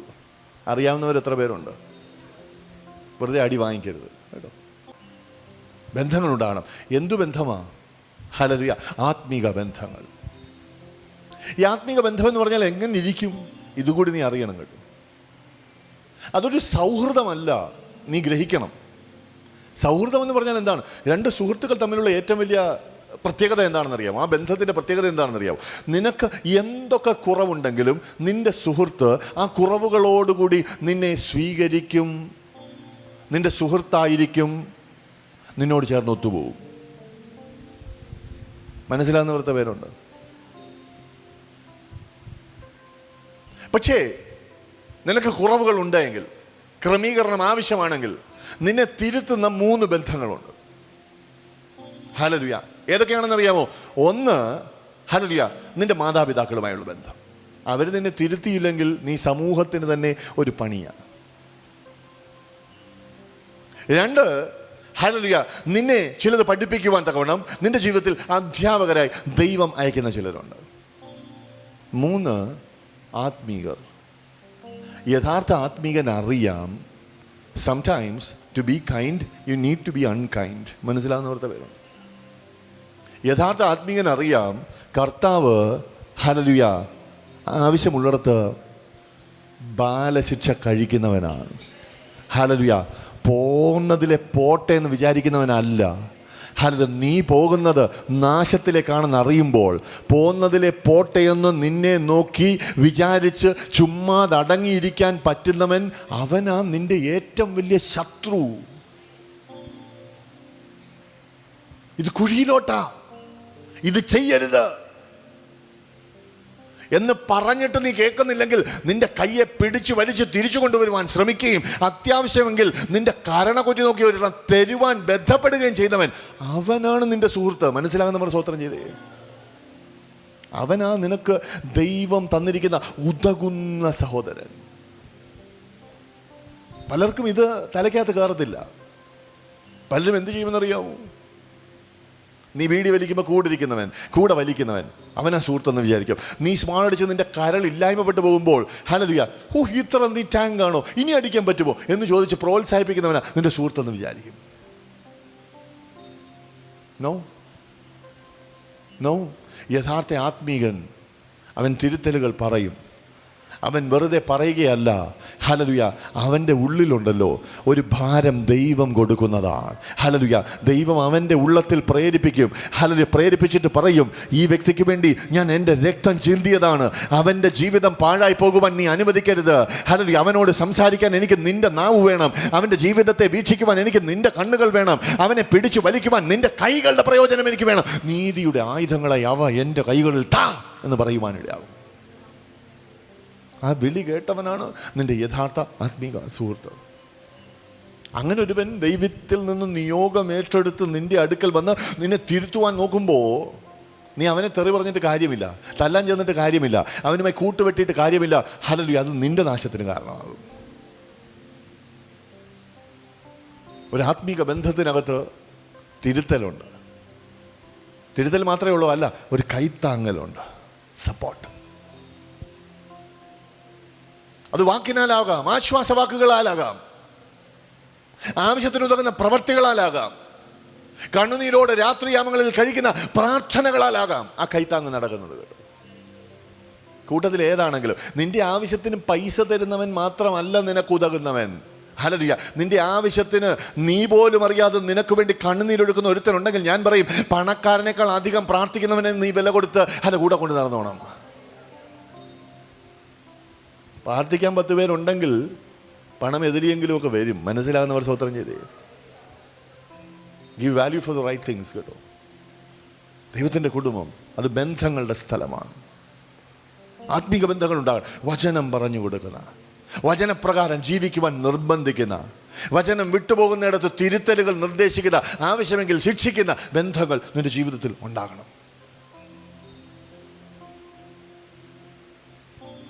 2, നീ മനസ്സിലാക്കേണ്ടുന്ന കാര്യം, ഈ കുടുംബത്തിൽ നീ അംഗമാകുമ്പോൾ വീട്ടിലെ വേലക്കാരനായിട്ടല്ല നിന്നെ കർത്താവ് കൈക്കൊള്ളുന്നത്. മനസ്സിലാകുന്നവർ എത്ര പേരുണ്ട്? മകനായി, മകളായി ദൈവം കൈക്കൊള്ളുകയാണ്. ഹല്ലേലൂയ എന്ന് പറഞ്ഞാൽ, ഹല്ലേലൂയ, നമ്മൾ ചില പിള്ളേരെ കാണുമ്പോൾ പറയത്തില്ലേ, അപ്പനെ പോലിരിക്കുന്നു, അമ്മയുടെ ഛായയാ എന്നൊക്കെ പറയത്തില്ലേ. അതുപോലെ അല്ല, നീ അറിയണം, ദൈവത്തിൻ്റെ ഒരു DNA നിന്റെ അകത്ത് ഉണ്ട്. ഞാൻ എന്തിനായി പറയുന്നതെന്നറിയാമോ? ഹല്ലേലൂയ, ഏദൻ തോട്ടത്തിൽ വെച്ച് മനുഷ്യനെ തെറ്റിക്കാൻ പിശാച് അടുക്കൽ വന്നപ്പോൾ ഒരു 1ാം ക്ലാസ് കള്ളത്തരം പറയുവാനിടയായി. പിശാച് ഒരു വിലക്കപ്പെട്ട കനി കാണിച്ചു കൊടുത്തിട്ട് പറഞ്ഞു, അത് തിന്നാൽ നീ ദൈവത്തെ പോലെ ആകും. കഥ അറിയാവുന്നവരൊരു ഹല്ലേലൂയ പറഞ്ഞു. ആദ്യ പാപത്തിന് പ്രേരിതമായ കള്ളത്തരം എന്തായിരുന്നു?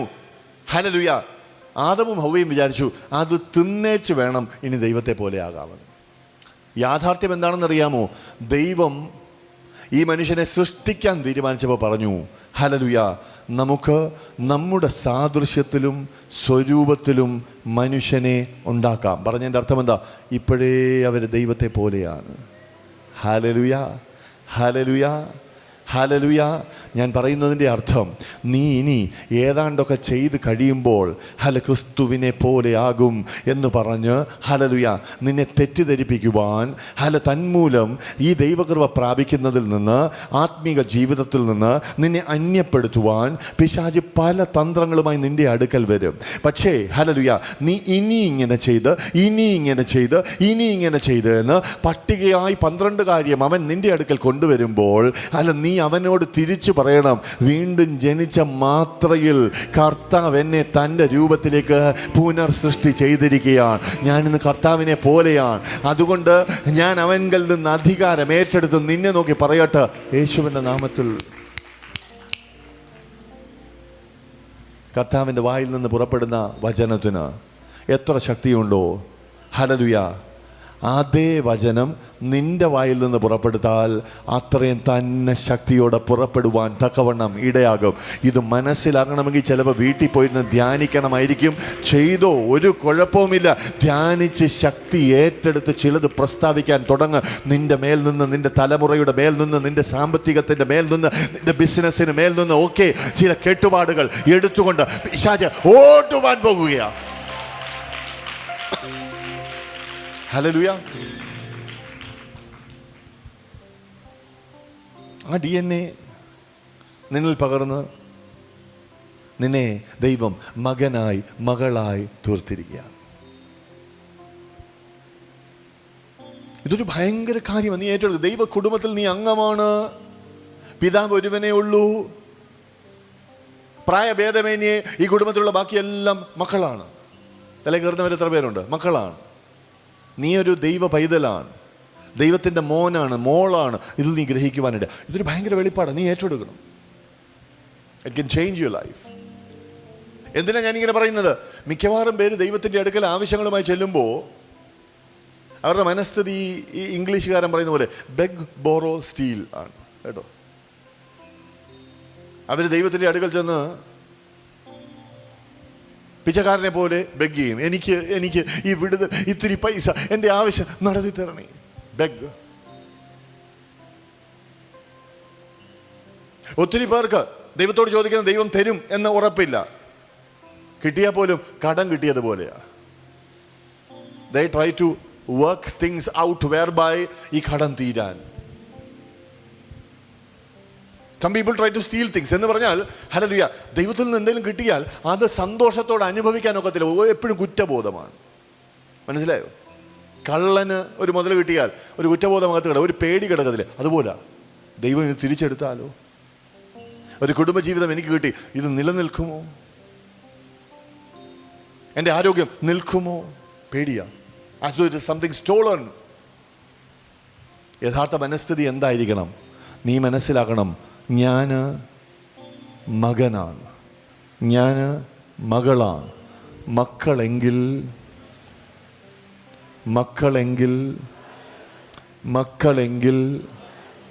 മക്കളെങ്കിൽ സൗഖ്യത്തിൻ്റെ, സമാധാനത്തിൻ്റെ, സന്തോഷത്തിൻ്റെ, സമൃദ്ധിയുടെ, ദൈവിക സംരക്ഷണയുടെ അവകാശിയാണ്.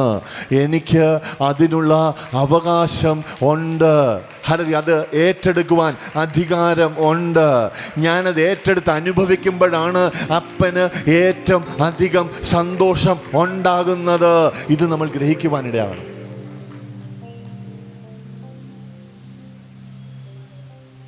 ഒത്തിരി അപ്പന്മാർ ഇതിനകത്ത് ഇരിപ്പുണ്ട്. നിങ്ങളൊരു സ്കൂട്ടർ വാങ്ങിച്ചു, ഒരു കാറ് വാങ്ങിച്ചു വന്നിരിക്കട്ടെ. എക്കാലവും നിങ്ങൾ തന്നെ ഓടിച്ചുകൊണ്ട് നടക്കും എന്ന് ചിന്തിക്കുന്ന അപ്പനാണോ നീ? ആണെങ്കിൽ നീ അബ്നോർമലാണ്. മിക്കവാറും അപ്പന്മാരൊക്കെ കാത്തിരിക്കും. എന്തിനാ? മകന് മകൾക്ക് 18 ആകാൻ, ലൈസൻസ് എടുക്കാൻ. ഉടനെ കൊണ്ടുപോയി ഡ്രൈവിംഗ് സ്കൂളിൽ ചേർക്കും. ഹല്ലേലൂയ. കുറച്ചുകൂടെ കഴിയുമ്പോൾ മോൻ ഡ്രൈവിംഗ് സീറ്റിൽ ഇരുന്ന് ഓടിക്കുന്നു, അപ്പൻ വശത്തിരിക്കുന്നു. അപ്പൻ്റെ മുഖം ഒന്ന് കാണണം. സന്തോഷമാണ്. എന്തുകൊണ്ടാണ്? ചെക്കൻ ഓടിച്ചു തുടങ്ങി. ഹല്ലേലൂയ. രാവിലെ വന്ന് ഹല്ലേലൂയ, അപ്പ കാറൊന്നും തന്നേ. നമ്മൾ വാങ്ങിച്ചിട്ടത് അവൻ അനുഭവിക്കുമ്പോൾ ഒരു സന്തോഷമാണ്. ഹല്ലേലൂയ. സന്തോഷം എപ്പോഴാണ് പോകുന്നത്? പപ്പ പെട്രോൾ അടിക്കാൻ 500 രൂപ തന്നേ.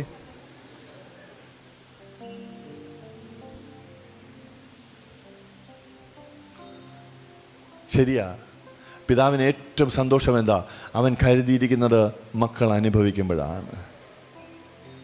ഹല്ലേലൂയ. പിതാവിന് ഏറ്റവും ദുഃഖം എന്തായിരിക്കും?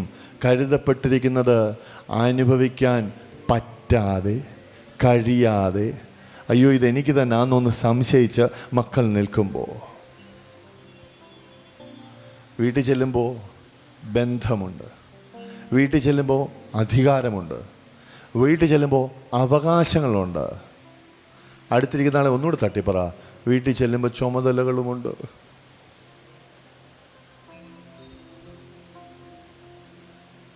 മാർത്തയും മറിയൻ 2 അമ്മച്ചിമാരായിരുന്നു കേട്ടോ. ബൈബിളിലെ ആളുകാരൊന്നും അല്ല, 2 പേര് പറഞ്ഞതേ ഉള്ളൂ കേട്ടോ. അതിലെ മറിയയ്ക്ക് 3 ആമക്കളായിരുന്നു.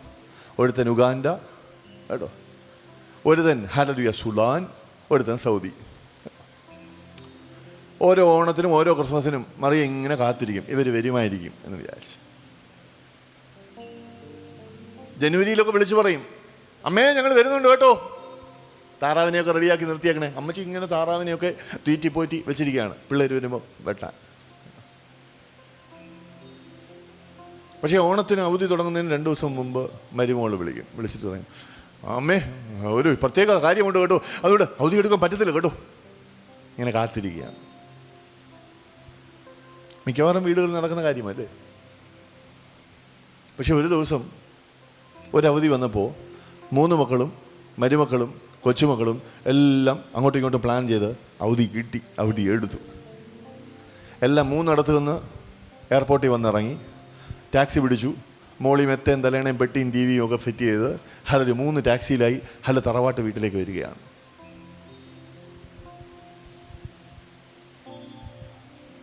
തറവാട്ടിലെ ഹലലുയ ആ മുറ്റത്ത് 3 കാറുകൾ വന്നു നിൽക്കുന്നു. ഡോറ് തുറക്കുന്നു, മരുമക്കളെല്ലാം ചാടി വെളിയിറങ്ങും. തമ്മിൽ കണ്ടിട്ട് എടി എൽസി, എടി ത്രേസി, എടി മേരി എന്നൊക്കെ പറഞ്ഞിട്ട് 3 കൂടെ തമ്മിൽ പറയുക കേട്ടോ.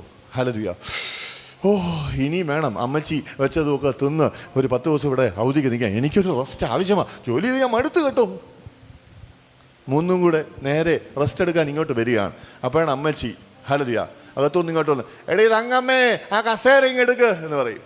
തങ്കമ്മ അകത്തുനിന്ന് കസേര കൊണ്ടുവരുന്നു. അമ്മച്ചി അത് വരാന്തയിലിടുന്നു. അമ്മച്ചി കാലും വെച്ച് അവിടെ ഇരുന്നേച്ച് പറയുക, ഇനിയും വേണം 10 ദിവസം എനിക്കൊരു റെസ്റ്റ് എടുക്കാൻ, നീയൊക്കെ പോയി ജോലി ചെയ്യാൻ. മിക്കവാറും വീട്ടിലിങ്ങനെ അല്ലയോ സാധാരണ. പക്ഷെ ഇങ്ങനെ നടക്കുമ്പോൾ എന്തുവാ പറ്റുന്നേ? ഹല്ലേലൂയ. ഈ എൽസി ഇന്ദ്രേസി മേരി എല്ലാം കൂടെ ചേർന്നിട്ട് ഗൂഢാലോചന നടത്തുവോ? ഈ തള്ളയെ അങ്ങ് തട്ടിയാല എന്ന് പറയുമോ? ആഗ്രഹം കാണും, പക്ഷെ അവർ പറയത്തില്ല, പ്ലാനും ചെയ്യത്തില്ല കേട്ടോ. അവർ റെസ്റ്റ് എടുക്കാനാണ് വന്നത്. താറാവ് കറിയും കൂട്ടി ചപ്പാത്തിയും കുഴച്ച് നിന്ന് ഹലരിയ 10 ദിവസം ഇവിടെ കിടക്കാമെന്ന് വിചാരിച്ച വന്നത്. പക്ഷേ വേണ്ടിപ്പം ഹലരിയ അവരുടെ കോൺക്രീറ്റ് കെട്ടിടത്തിലാണെങ്കിൽ ഹലരിയ 4 പല്ലിയേ ഉള്ളൂ. ഇവിടെയാണെങ്കിൽ ജുറാസിക് പാർക്ക് പോലെയാണ്. എന്നാ ജോലിയാ, പറമ്പും കരിയിലയും വല്ലിയും പാറ്റയും ഹലലുയ. ഉറങ്ങാൻ പോലും ഒക്കത്തില്ല. ഇടയ്ക്കിടയ്ക്ക് എന്ന് പാമ്പ് വിളിക്കും അല്ലേ. ഇതാ കണ്ടീഷൻ. പക്ഷേ ഈ മരുമക്കള്, അവരുടെ ഭർത്താക്കന്മാര്, മറിയുടെ മക്കള്, ഇവരെല്ലാം കൂടെ സംഘം ചേർന്ന് ഗൂഢാലോചന കഴിച്ച് തള്ളെ തട്ടുന്നില്ല. അവർ ജോലി ചെയ്യും. കാരണം എന്നാന്നറിയാമോ? അടുത്തിരിക്കുന്ന ആളെ ഒന്ന് തട്ടി, ഒന്ന് തടകി, സ്നേഹത്തിൽ കാര്യം പറഞ്ഞു കൊടുക്കുക. അവർ വന്നത് ഹോട്ടലിലേക്കല്ല, തറവാട്ടിലേക്കാണ്. ഒന്നുകൂടെ പറഞ്ഞേ, അവർ വന്നത് ഹോട്ടലിലേക്കല്ല, തറവാട്ടിലേക്കാണ്. ഹോട്ടലിലായിരുന്നെങ്കിൽ നമ്മളിങ്ങനെ ക്ലിങ് എന്നടിക്കുമ്പം welcome to Ooty, glad to meet you എന്നൊക്കെ പറഞ്ഞ ആളുകൾ വരും കേട്ടോ. അടുത്തത് ക്ലിങ് എന്നടിക്കുന്ന ഉടനെ ഹലദിയ കാഫി ആർ ടീ. തറവാട്ടിലാണെങ്കിൽ അമ്മേ ചായ, പോയി എടുക്കടി വേണമെങ്കിൽ എന്ന് കേൾക്കും. അടുത്തിരിക്കുന്ന ആളെ ഒന്നുകൂടെ ഒന്ന് തടകി പറഞ്ഞേ, നീ വന്നത് ഹോട്ടലിലല്ല, വീട്ടിലാണ്. അയ്യോ നന്നായിട്ടൊന്ന് പറ, ആകെപ്പാടൊരു ക്ഷീണ. ഹോട്ടലിലല്ല, നീ വന്നത് ഹോട്ടലിലല്ല, വീട്ടിലാണ്. ഇനി തട്ടുകയും പിടിക്കൊന്നും വേണ്ട, ചുമ്മാ നോക്കി ചിരിച്ചിട്ട് പറ, ഇവിടെ നിനക്ക് കുറേ ചുമതലകളുണ്ട്.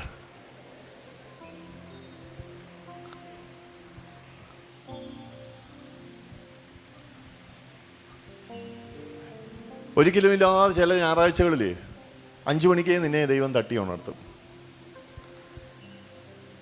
സാധാരണ നമ്മൾ മൈലുകൾ നടന്ന ഓട്ടോ കിട്ടൂല. ഇതങ്ങോട്ട് വെളിയിലോട്ട് ഇറങ്ങിയ ഉടനെ ഓട്ടോ നിൽക്കുന്നു കേട്ടോ. 7:30 സർവീസിന് 6:45 ഇവിടെ എത്തിക്കും ദൈവം. ഞാൻ നോക്കി, കസേരയൊക്കെ ഒരുമാതിരി വാല പോലെ അങ്ങോട്ട് ഇട്ടിടില്ല. ഈ ബാത്റൂമിൽ എന്ത് ചെയ്യണം?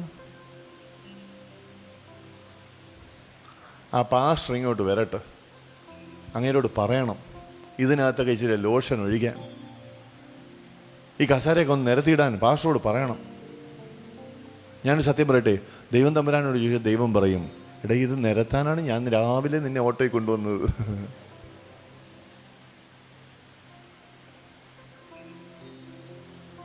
നാറുന്ന ബാത്റൂം ഈ ആഴ്ച കണ്ടാൽ, ഈ ആഴ്ച ബാഗിൽ ലോഷൻ കൊണ്ടുവന്നിട്ടില്ലെങ്കിൽ അടുത്ത ആഴ്ച പ്രത്യാശയോടെ കൊണ്ടുവരിക. ഇത് നിന്റെ വീടാ, നിന്റെ വീടാ. പുതുതായി ആരെങ്കിലും അടുത്തിരിക്കുന്നെങ്കിൽ കേട്ടോ, പുതുതായി ആരെങ്കിലും അടുത്തിരിക്കുന്നെങ്കിൽ അവരിങ്ങനെ വേർത്ത് കുളിച്ചൊക്കെ ഇരിക്കുന്ന കണ്ടാൽ ചുമ്മാ സാരിയുടെ അറ്റം വെച്ച്. കാരണം എന്നാ, നിന്റെ വീട്ടുകാരെ വീടിനെ ചീത്ത പറഞ്ഞേച്ചവർ പോവരുത്. നിനക്കാ നാണക്കേടല്ലേ? സാരി എന്തെങ്കിലും കൈ വേണം കേട്ടോ, ചുമ്മാ ഇങ്ങനെ വരരുത്. ഞാൻ എടുത്തു പറയുന്നത് എന്താണെന്നറിയോ? പണ്ട് ഞാനിവിടെ ഹല്ലേലൂയ ഒരു സുവിശേഷ വേലക്കാർക്ക് വേണ്ടി ഒരു ക്ലാസ് എടുത്തു. ഞാൻ പറഞ്ഞു, ഞാനും എൻ്റെ ഭാര്യയും കേട്ടോ, ഞങ്ങൾ കല്യാണം കഴിഞ്ഞ് ആദ്യത്തെ ദിവസം സ്കൂട്ടറിൽ പോവുകയാണ്. അവളുടെ വീട്ടിലായിരുന്നു. എന്നെ കണ്ട ലുക്കിൻ്റെ കുഴപ്പമാണോന്ന് അറിയത്തില്ല, അവളുടെ അമ്മ ആദ്യത്തെ പ്രഭാതത്തിൽ രാവിലെ എനിക്കിത് ഇത്രയുമുള്ള ഒരു കുറ്റി പുട്ട് തന്നു. അതുമൊക്കെ തിന്ന് ആരോഗ്യവാനായി ഞാൻ പുറത്തിറങ്ങിയതാണ്. NCC റോഡിൽ നിന്ന് ഇറങ്ങി സ്കൂട്ടറിൽ വരുന്ന വഴി അമ്പലമുഖത്തെത്തിയപ്പം ഞാൻ ഒരാളെ കൈ കാണിച്ചു. ജംഗ്ഷനിൽ നിന്ന് തിരിഞ്ഞപ്പോൾ വേറൊരാളെ ചിരിച്ച് കാണിച്ചു. കുറച്ചുകൂടെ അപ്പുറത്ത് പോയപ്പോൾ ഞാനിങ്ങനെ, എൻ്റെ ഭാര്യ ആദ്യമായിട്ടാണ് എൻ്റെ കൂടെ സ്കൂട്ടറിൽ വരുന്നത്. അവൾ എൻ്റെ ബാക്കിൽ ഇരുന്നിട്ട്, എല്ലാവരെയും അറിയാമോ, ഇവരൊക്കെ ആരാ എന്ന് ചോദിച്ചു. ഞാൻ പറഞ്ഞു ആ. അവൾ ചോദിച്ചു പിന്നെന്തിനാ കൈ കാണിക്കുന്നത്? ഞാൻ പറഞ്ഞു ഇങ്ങനല്ലേ പരിചയപ്പെടുന്നത്.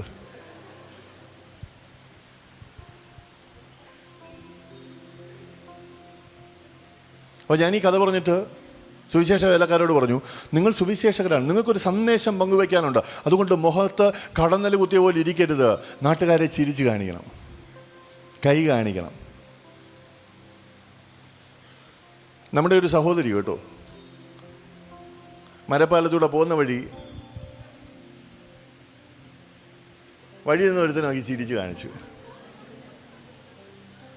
അപ്പനും ഭർത്താവും എല്ലാം ജോലിക്ക് പോയിരിക്കായിരുന്നു, അങ്ങേര് കൂടെ അങ്ങ് ചെന്നു.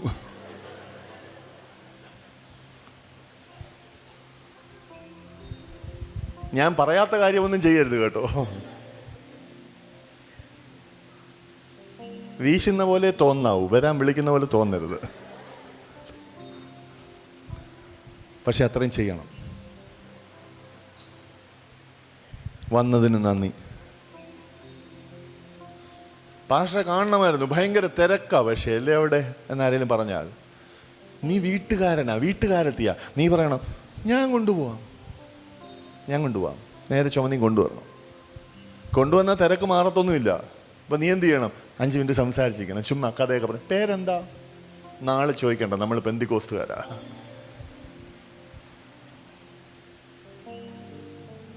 ചുമതലകളും ഏറ്റെടുത്ത് ചെയ്താൽ എന്തു പറ്റും?